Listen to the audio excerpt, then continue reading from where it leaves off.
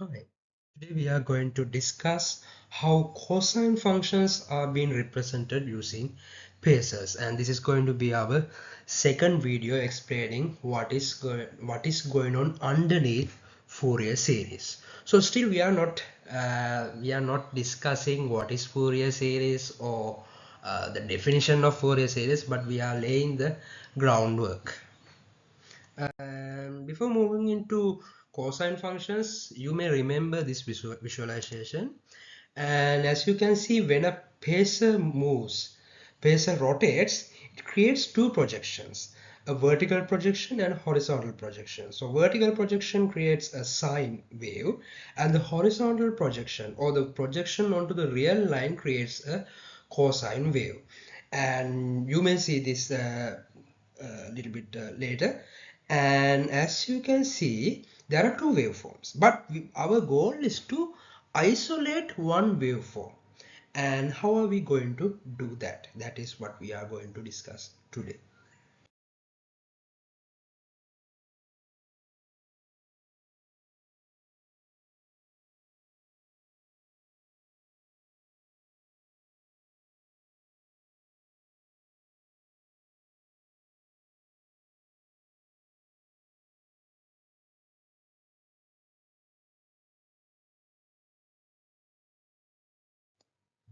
And before moving into cosine functions, we will briefly discuss what we mentioned in the previous video. So here you can see a phasor has two components, a real component and an imaginary component. So real component is in our notation, so this can be changed, but in here in our notation, the real part is a cosine wave and imaginary part is the sine wave, and we want to isolate the real part.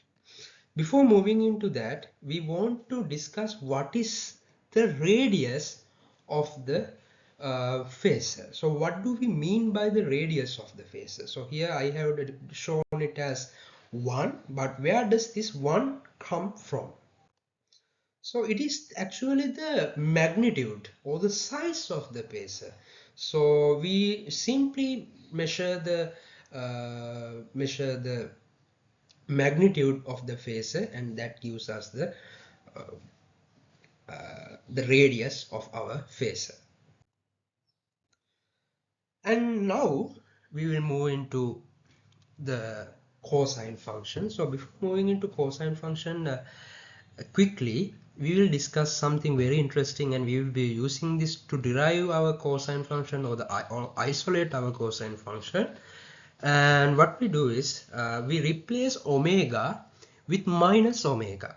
So by replacing minus omega and by using trigonometric identities, where we know that cos minus omega equals cos omega and sine minus omega equals minus sine omega. So using that fact, we can write down e to the minus I omega as cos omega minus I sine omega.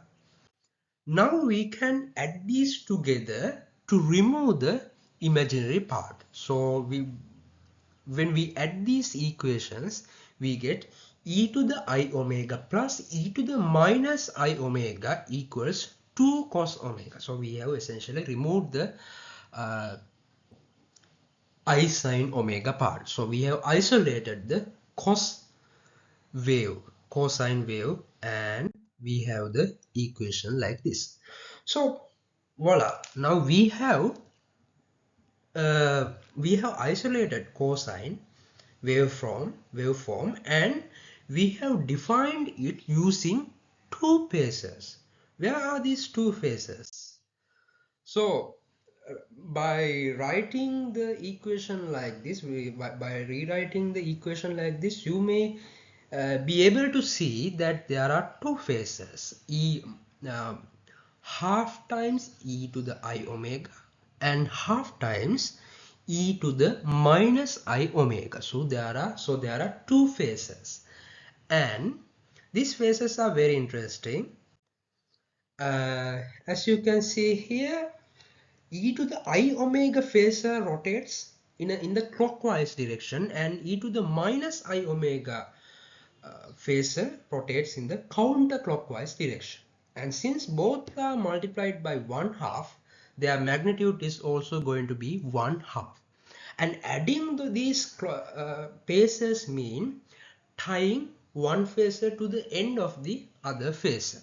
So how can this remove, like we know that mathematically this isolates the cosine function and removes the sine wave, but how does this work? So we will move into a visualization, and let's see. As you can see now, there are two phases, and essentially the sine wave or the vertical projection has completely flatlined, and the horizontal projection gives us the pure cosine waveform. So this is a very interesting diagram, and sometimes we wonder why we are using two phases to remove the imaginary part. And always remember, one of the most important facts in Fourier series, or showing a function using what we call this phases, is that if the function is a real function or real valued, then there are phases are coupled.